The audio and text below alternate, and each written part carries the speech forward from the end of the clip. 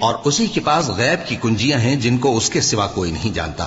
اور اسے جنگلوں اور دریاؤں کی سب چیزوں کا علم ہے، اور کوئی پتا نہیں جھڑتا مگر وہ اس کو جانتا ہے،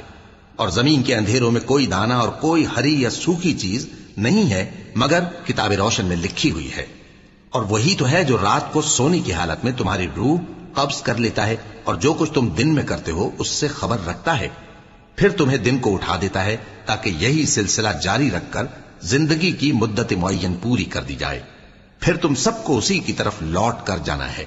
پھر وہ تم کو تمہارے عمل جو تم کرتے رہتے ہو ایک ایک کر کے بتائے گا،